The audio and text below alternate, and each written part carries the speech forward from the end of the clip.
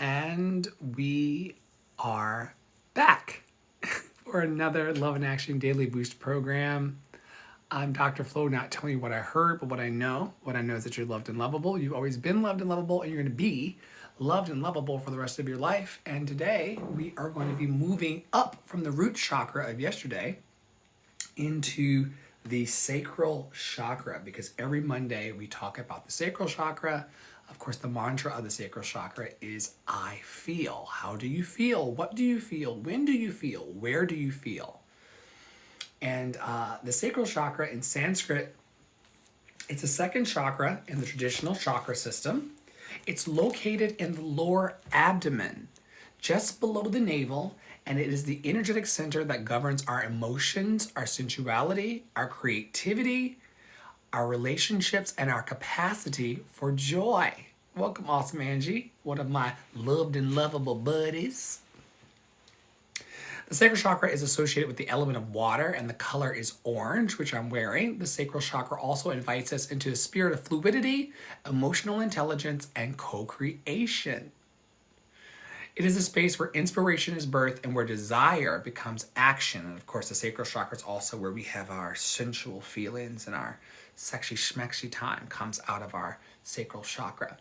It's the lower abdomen, it's the pelvis, it's the womb space. It also holds the mantra of VAM. And of course, this is a space where, once again, sensual expression, intimacy, boundaries, and that's where we find our flow. And if you're like me and you're an artist or healer or a community builder, and we all are building some type of community, the sacral chakra is a vital wellspring of creative and emotional energy. A balanced sacral chakra empowers you to express your full artistic range, connect intimately without losing your center, and flow with life's unpredictability rather than resist it. You don't want to be resisting your life. You want to move with divine acceptance about your life, okay? And don't force it. Just stay in your flow. When the chakra is open and clear, we feel joyful, inspired, and emotionally alive, and also able to both give and receive pleasure. When our sacral chakra is in balance, we may experience feelings of shame, repression, creative blocks, or overdependence in our relationships. And y'all know, I do not believe in codependent relationships. I believe in interdependent relationships. I believe that everyone has something to offer me, and I have something to offer everyone else. But I don't believe in like falling apart if our relationships are not the way that we want them to be. You gotta know when to hold them, and you gotta know when to fold them. Okay? Thank you for being here, Angie, and keeping me company while I do this taping. Ways that you can nurture your sacral chakra could include expressive movement, dance, sensual embodiment practices, emotional release, rituals, journaling, sacred creative time involved in music, poetry, and art making. Angie, who's a member of our community, y'all can't see her if you're listening to the podcast, but she does amazing merchandise. She makes cups, she makes flower bouquets, she does a bunch of stuff, and that's part of her sacred creative time. Sometimes with others, sometimes by herself, and it's very sacred, and that's how you keep your sacral chakra nurtured and balanced. You could also work with healing from shame, trauma, and emotional suppression. And also you could honor boundaries in relationships and honor all pleasure as sacred. Here are some questions to help you go deeper into an understanding of your sacral chakra based in sensuality, emotion, and flow. Remember, the theme of this week is all about music, which you know is one of my favorite topics. And we're talking always about music that stirs our passions, emotions, and our sensuality. Here's some questions to consider. What song awakens your sensual and emotional side? You have a favorite song? Which artist best expresses the emotional spectrum of love for you? How does music help you process heartbreak or romantic yearning? When has music helped you feel more connected to your body and desire?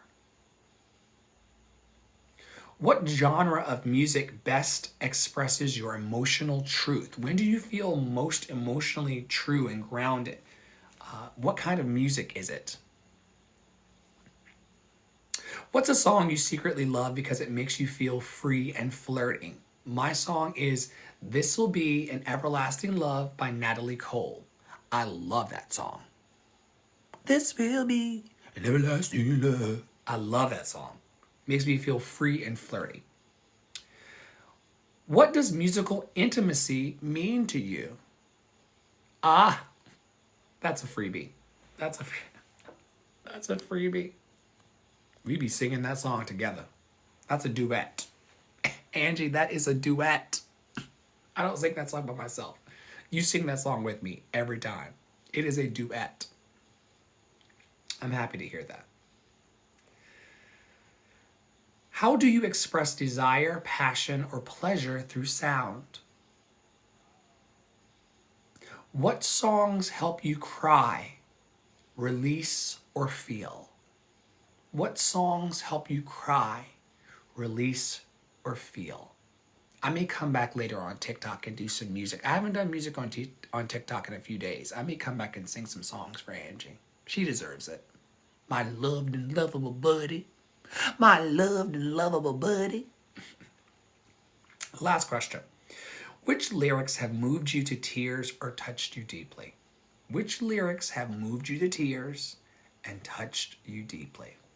All right, so that's all around the theme of music and how music can stir our passions and emotions and sensuality and creative flow. I love music as a great healing presence, and that's the theme of the week. And of course, today is Sacral Chakra Day.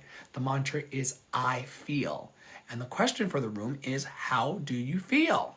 How do you feel about life? How do you feel about yourself? How do you feel about the world around you? How do you feel about your environment? How do you feel about the lessons you're learning? How do you feel about the ways in which you're changing for the better? How do you feel? And knowing who you are, you remember that yesterday, the root chakra. Knowing who you are, and then as we rise into how we feel, it will change your life. You know how many people walk around in life not knowing how they feel? You know, I've been feeling some type of way, Dr. Flo, but I don't know what it is. Well, if you go to our website, shameless plug for us, we have amazing things, Angie. We have amazing resources. And if you go to our website and scroll to the bottom, you're going to see a link that says resources page. And if you click on the resources page, you're going to see a link for emotional wheels. And if you look at the emotional wheels, this will help you apply words to your feelings. Most people are walking around like, I don't know how I feel. Well, listen, are you feeling grateful? Are you feeling valued? Are you feeling accepted? Are you feeling brave? Are you feeling powerless, bored, jealous, ashamed, curious, creative, playful, confident, sad? How are you feeling? Discouraged, excluded, committed, peaceful, friendly? Are you feeling friendly? I don't feel friendly all the time, but I feel friendly right now. Loving, eager, passionate. Get in touch with your comfortable emotions and your uncomfortable emotions. Be able to name them. And if you can name them, you will have power over them. On behalf of Tara Praolo Studio, Poppy Water 33, myself, Andre in the Flow, Angie Awesome Sauce, and everybody over in Love and Action Network, we invite you, as always, to stay in your power, stay in your joy, stay loved and lovable, and we'll see you very, very soon around our fabulous network. Bye to my loved and lovable buddies. See you soon.